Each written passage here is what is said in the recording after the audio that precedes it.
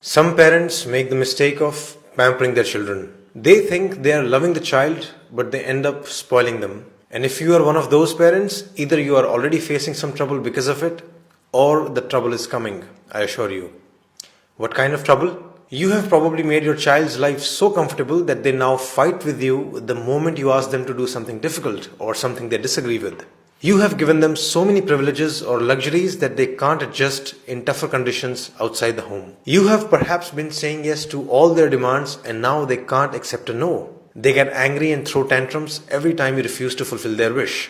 You have maybe given them so much that they don't even value any of it. In short, they are spoiled. Why do parents do it? There could be many reasons. You want them to have the life you never had. You don't have time to spend with them and thus you just shower them with toys, gifts and luxuries. Or maybe this is how you actually show your love. You don't know any better way. Or possibly you think your child will hate you if you say no to them and you want your child to love you, at least more than they love your spouse. Whatever the reason you might have for pampering your child, my recommendation to you is very simple.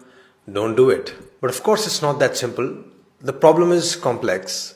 You as a parent have a certain level of wealth and resources. What will you do with it if you're not going to let your children enjoy them? And where is the line? Like how much should you give? How much is too much? How much is too little? There is obviously no measurable or one size fits all answer for this. As the cliche goes, it depends. But I'm going to give you a framework to think about this problem. Consider following points. First, try to predict and answer this question. When this child becomes an adult, would they be able to sustain the current level of privileges or not? The answer to this question will change every so often. Someday your child will seem very responsible and talented. Someday it will feel they are useless and incompetent. But you must keep those questions in mind. Will your child be able to afford the rent of the big house they are living in? Are they capable enough to buy the expensive branded clothes you buy them so casually? If not, how will the future look like? How long will you keep giving these privileges? Ultimately, you will have to cut them off. Ultimately, you will have to make them independent, right? So why not start a little earlier? Why not start today? This brings us to the second point. You must, from the beginning, create a balance of responsibility versus privileges in the house. Responsibilities in childhood mostly include schoolwork and house chores. Some other responsibilities could be to remain healthy, maintain decorum in the house, even being respectful to parents, etc. You need to make privileges somewhat conditional on these responsibilities. Essentially, give them a taste of adult life, which is, if you don't work, you don't get the car. Third, ask another question to yourself. Are you giving them resources for their growth or for their pleasure? If you're spending money on your child's music classes, sports classes, books, etc., it's very different from spending money on their toys, gadgets, clothes, birthday parties. Basically, whatever you're spending on them, is it being used by the child to just have more fun, or is it being used to try out a new skill or to become better at something, to explore talents, to start a new project, etc.? The problem would begin when you start spending excessively on their fun without proportionately spending on their talents and growth. So make sure you're investing proportionately in their joys and their talents. Fourth, are you making them grateful towards what you're giving them?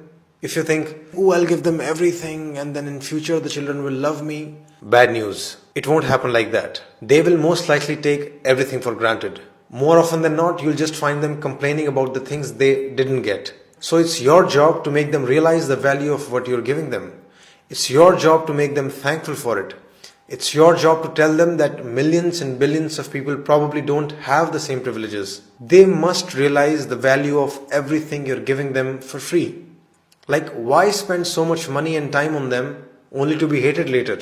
You give them everything and they grow up resenting you and not talking to you? What's the point of it all? Who did you do it for? So gratitude must be taught to them explicitly. And first step there would be to show gratitude to your own parents consistently. Fifth, you must make your child experience no from time to time. They must learn to deal with it. Of course, don't do it arbitrarily. Say no only when you have good reasons to say no, but do say it when needed. The main thing here is to learn to not be afraid of the child's anger or tantrums. In fact, if they show tantrums or anger, then you'll have to become even more strict in saying no. Your goal is to make sure that they accept your no with respect. And your objective is to teach them that their anger and tantrums will never turn a no into a yes. If you get scared and say yes to avoid fighting with them, you're only making them stronger. This is basic operant conditioning. By letting their anger win, you're reinforcing their bad behavior. In fact, if they show bad behavior, you need to not only stand your ground and stay firm, but you can even go on to cut additional privileges. Say no to something else as well, just as a lesson to them. As a parent, you must strive to have the authority to say no and still be respected. Finally, follow the cliche because it's very true. Your time is the best gift. Children need your time, your love, your care. That's really the biggest gift. Pamper them with your time whenever you can, not with things. If you really want them to love you all your life, give them good memories with you, not just stuff which anyone can buy them. So these were my premises, and I repeat the conclusion: don't pamper your child too much.